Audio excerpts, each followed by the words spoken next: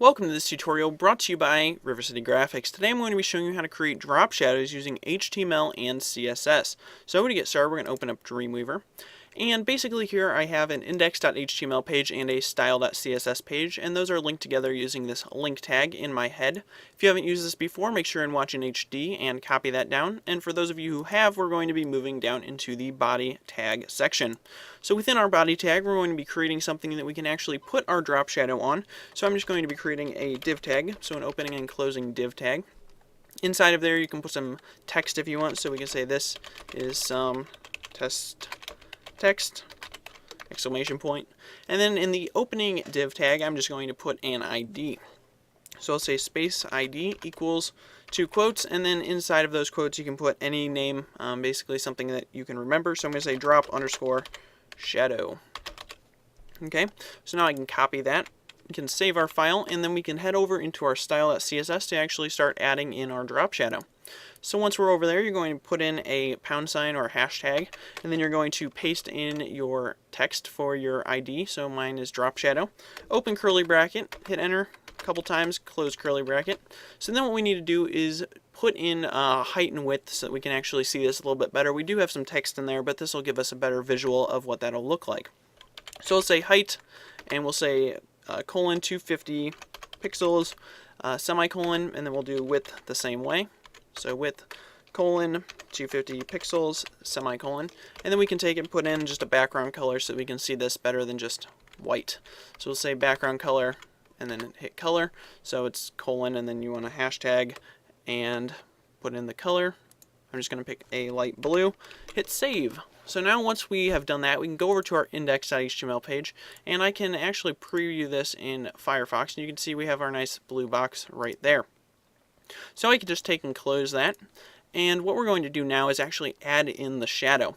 So there is one piece of CSS that actually seems to work across all browsers. Now I am using the updated versions of these browsers, so it is recommended that you put in the other code I'm going to show you, but I will show you this is the one that seems to be working for me. So I'm going to say box-shadow, and it even pulls it up there as a code hint, and then a colon, and then space. And we're going to put in 4 different parameters. Now you can use a few other ones besides just these 4, but for most circumstances these are the default 4 that you're going to want. The first one is going to be your horizontal offset, so how far horizontally you want your shadow to be pushed away from your image or your object, in this case our div.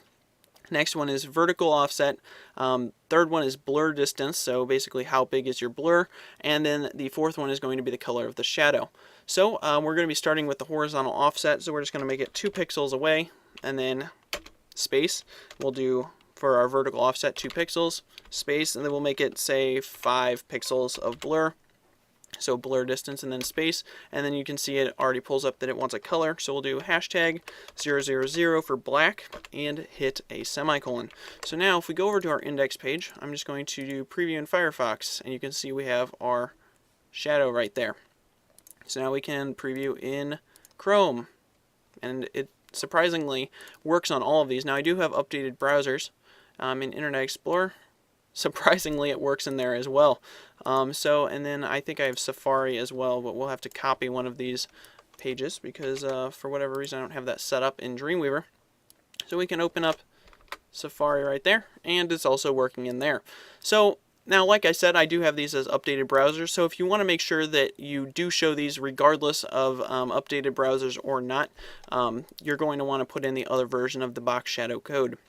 So I'm just going to take and copy that, and we can take and just paste it down below. And for Firefox, we're going to be putting -moz and then box shadow. So that will specify for Firefox what the shadow is going to be. Now you can also use this for anywhere where it seems to be inconsistent for some reason.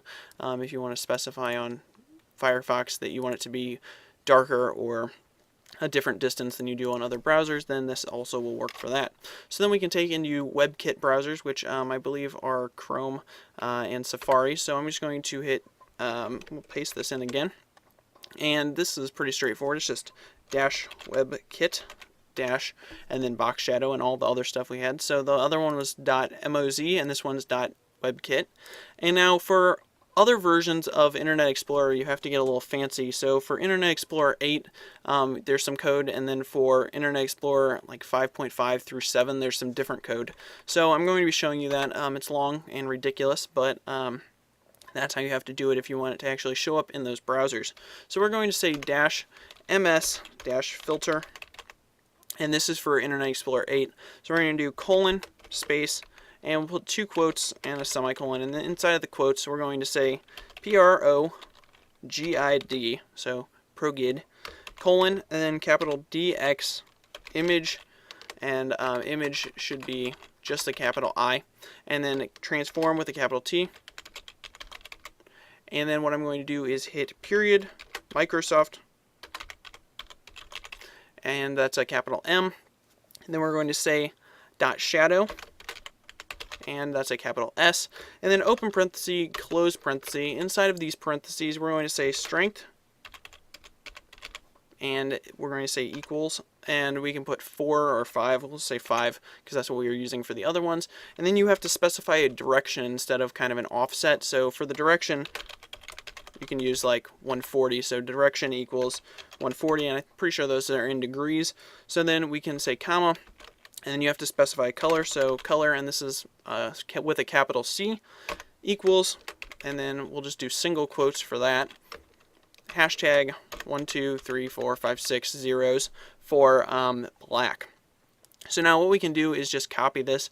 I'm not actually going to be able to show you this because I don't have old versions of Internet Explorer installed, but I'm going to copy that, and for even older versions, which this is for 5.5 through 7, we're going to just paste that down here, and it basically is the same except for this -ms-. You just take that off, and so it's just filter, colon, and then the progid dx image transform.microsoft.shadow, and everything else should be the same. So, like I said, that box shadow seems to work for some reason across browsers, but in other versions of that, you might also need these other pieces. So I just wanted to give you guys a complete story on that, just so that you don't see it and it's not working in certain browsers, so you know that you might have to put this code in there. So, thanks for watching. I hope you guys learned something. These drop shadows are pretty cool, especially so you don't have to take and render this out in something like Photoshop. You can do it all right there in CSS. So it definitely makes your web creation a lot more dynamic. So, hope you learned something. Don't forget to subscribe, rate, and comment. I have a new video coming out every week. So, thanks for watching, and I'll see you in the next video.